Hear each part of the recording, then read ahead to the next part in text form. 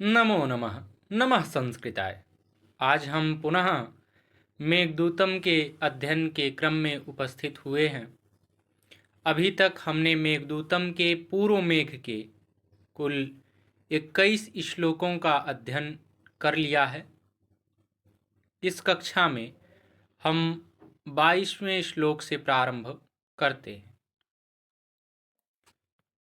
अभी तक हमने यह अध्ययन किया था कि मेघ जो है वह नर्मदा नदी से जल ग्रहण करने के बाद सिद्धों के द्वारा जो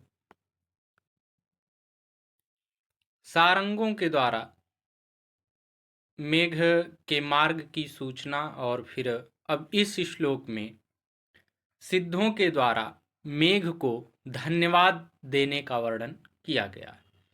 तो इस श्लोक को देखते हैं।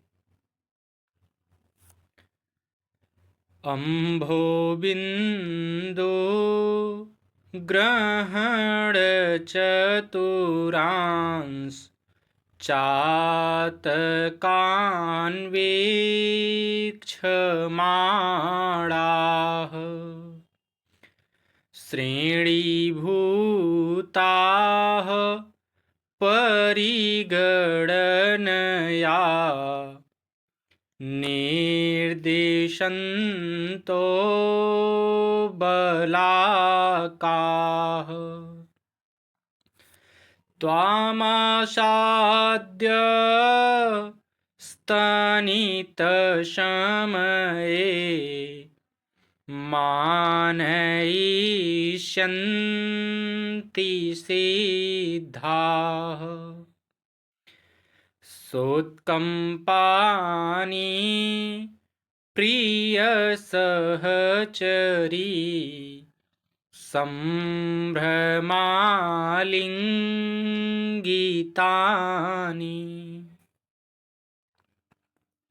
इसका अन्वय है,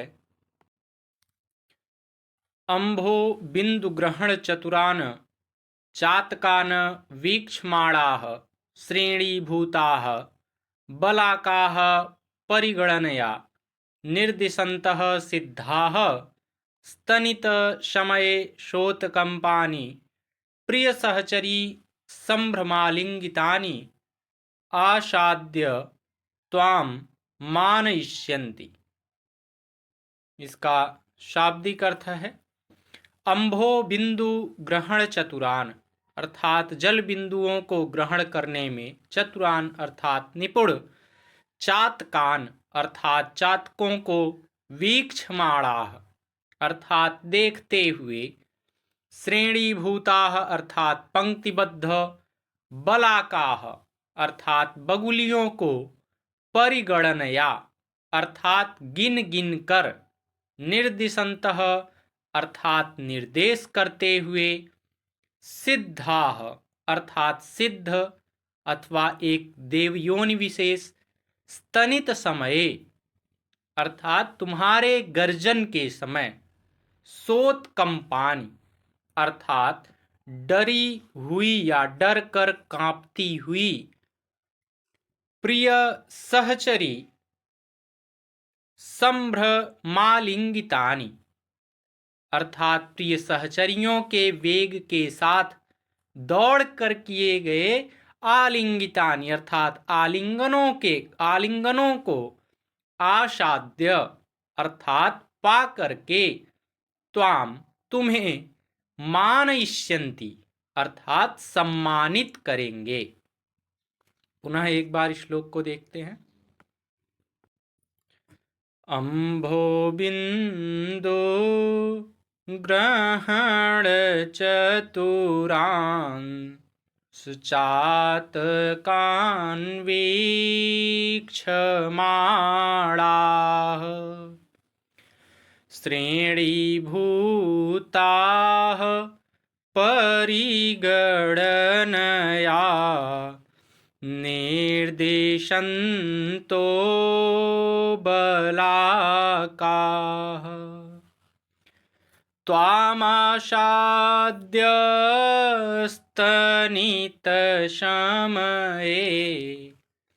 मानयिष्यन्ति सिद्धाः सोत्कम्पानि प्रियसहचरी संभ्रमालिंगितानि।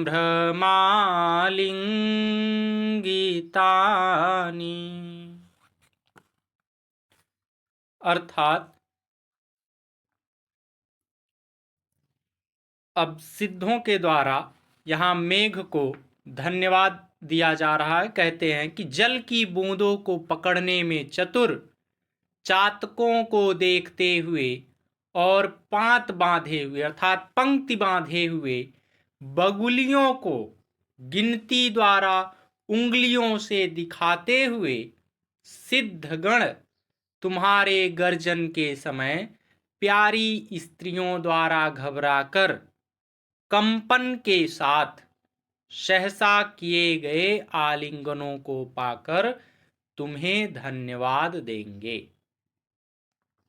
इसकी टिप्पणी में हम बताएंगे कि यह मंदाक्रांता छंद में लिखा गया है और इसमें प्रहर्षण अलंकार का प्रयोग है।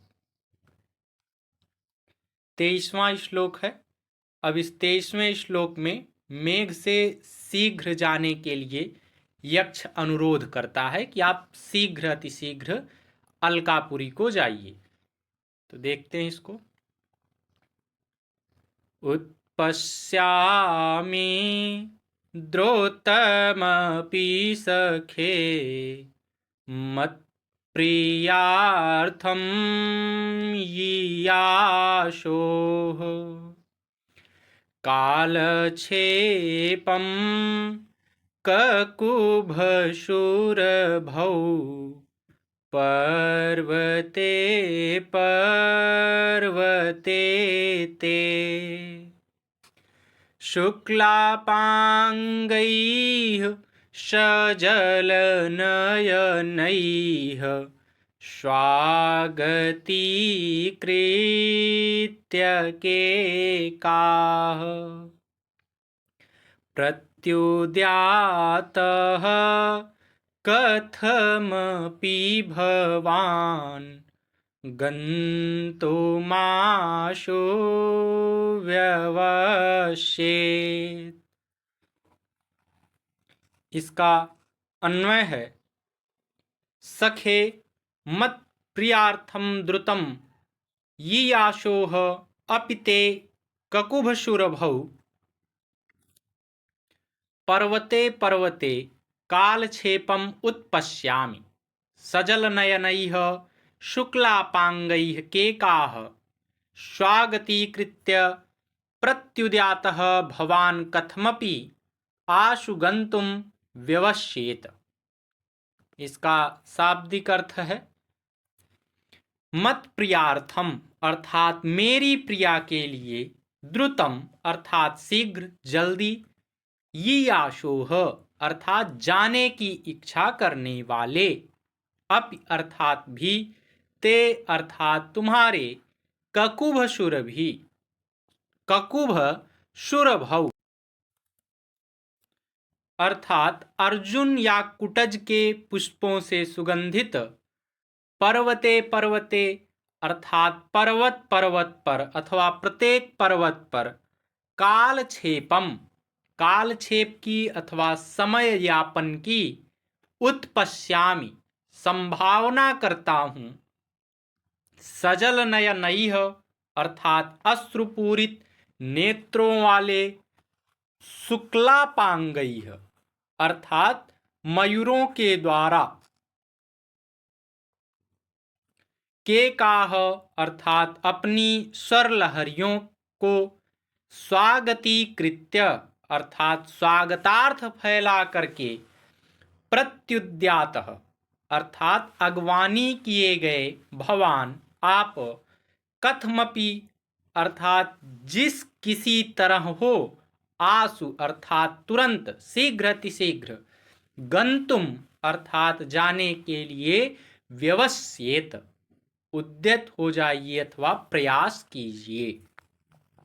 पुनः एक बार श्लोक को देखते हैं। उत्पश्यामि द्रौतमपि सखे मत्प्रियार्थं यीयाशोः कालक्षेपं ककुभशूरभौ पर्वते पर्वते ते शुक्लापाङ्गैः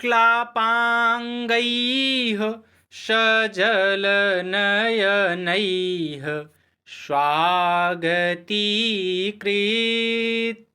केकाः प्रत्युद्यातः कथमपि भवान् गन्तुमाशु व्यवसेत्। अर्थात अब इसमें यक्ष जो है वह मेघ से शीघ्र जाने के लिए अनुरोध करता है, निवेदन करता है, कहता है, हे मित्र, मेरी प्रिया के लिए शीघ्र जाने के इच्छुक होते हुए भी तुम्हें अर्जुन की सुगंध से युक्त प्रत्येक पर्वत पर विलंब हो ही जाएगा। ऐसी मैं संभावना करता हूं, ऐसा मैं विचार करता हूं कि आपको प्रत्येक पर्वत पर जाते जाते विलंब हो जाएगा। फिर भी आनंद आश्रुओं से परिपूर्ण नेत्रों वाले मयूरों द्वारा जो अपनी वाणी को तुम्हारे स्वागत में प्रयुक्त करेंगे, सत्कृत होकर अर्थात उनके स्वागत को स्वीकार करके तुम भी किसी तरह शीघ्र जाने का प्रयत्न करना। यक्ष जो है वह मेघ से कहता है कि हे मित्र, मेरी प्रिया के लिए आप शीघ्र जाने को इच्छुक तो हैं, लेकिन प्रत्येक पर्वत पर जाते जाते ऐसी संभावना मुझे लग रही है कि कुछ विलंब आपको हो जाएगा, लेकिन आप शीघ्र अतिशीघ्र जाने का प्रयास करिएगा और जो भी रास्ते में आपका स्वागत करेंगे मोर इत्यादि, उनके स्वागत को स्वीकार भी कीजिएगा, लेकिन किसी भी तरह से प्रयास करिएगा कि आप शीघ्र अतिशीघ्र अलकापुरी तक पहुंच जाएं। इसकी टिप्पणी में हम बताएंगे कि यह मंदाक्रांता छंद में लिखा गया है और इसमें परिणाम अलंकार का प्रयोग है और विप्रलंभ श्रृंगार रस का प्रयोग किया गया है। अब इस 24वें श्लोक में दशार्ण देश का वर्णन किया गया है, तो इसको देखते हैं। पाण्डोच्छायो पवनवृत्तयः केतकैः सूचिभिन्नैर्निडारम्भैर्गृहबलिभुजा माकुलग्राम चैत्याः त्वय्यासन्ने परिणतफल श्यामजम्बूवनान्ताः सम्पत्स्यन्ते कतिपयदिनस्थायि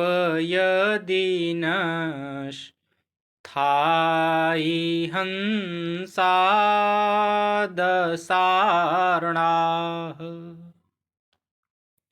एक बार दूसरा चरण इस छंद का फिर से देखते हैं। नीडारम्भैर्गृहबलिभुजा माकुलग्राम चैत्याः। देखिए, जहाँ कहीं भी छंद भंग हो जाता है वहाँ पर हम उसकी पुनरावृत्ति कर देते हैं ताकि ऐसा ना हो कि उसमें छंद भंग की स्थिति बनी रहे। इसका अन्वय देखते हैं।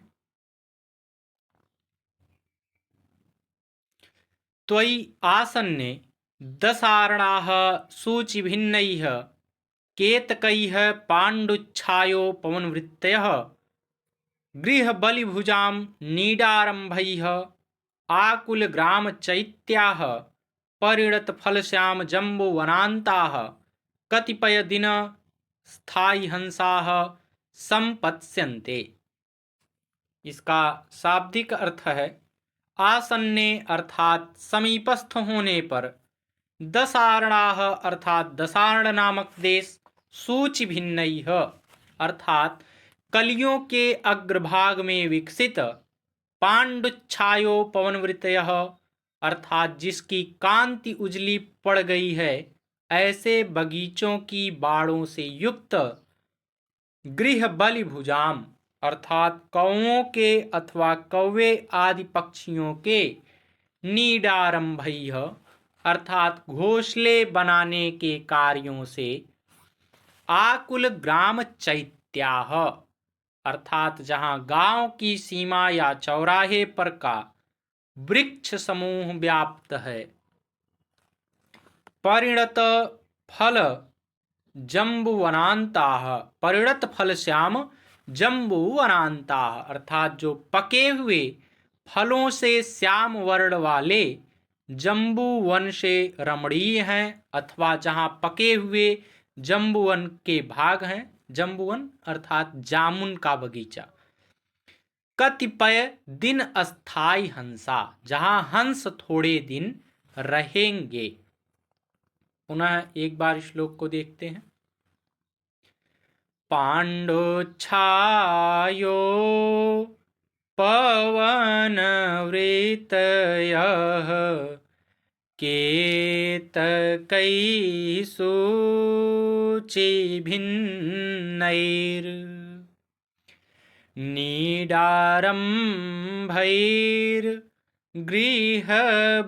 नीडारम्भैर्गृहबलिभुजा माकुलग्रामचैत्याः त्वय्यासन्ने परिणतफलश्यामजम्बुवनान्ताः सम्पत्स्यन्ते कतिपयदिनस्थायि हंसा दशार्णाः। अब इस श्लोक में यक्ष मेघ से कहता है हे मेघ, तुम्हारे निकटस्थ होने पर दशार्ण देश कलियों के अग्रभाग में खिले केवड़ों के कारण उजली कांति वाले, उपवनों की बाड़ों वाला, कौओं के घोंसले बनाने से व्याप्त ग्राम वृक्षों वाला और पके हुए फलों से काले दिखने वाले जम्बुवन से अर्थात जामुन के वन से रमणीय और कुछ ही दिनों तक रहने वाले हंसों से युक्त हो जाओगे। इसकी टिप्पणी में हम बताएंगे कि यह मंदाक्रांता छंद में लिखा गया है और इसमें उल्लास अलंकार का प्रयोग है और विप्रलंब श्रृंगार रस का प्रयोग किया गया है। आज के लिए बस इतना ही। नमो नमः। नमः संस्कृताय। धन्यवाद।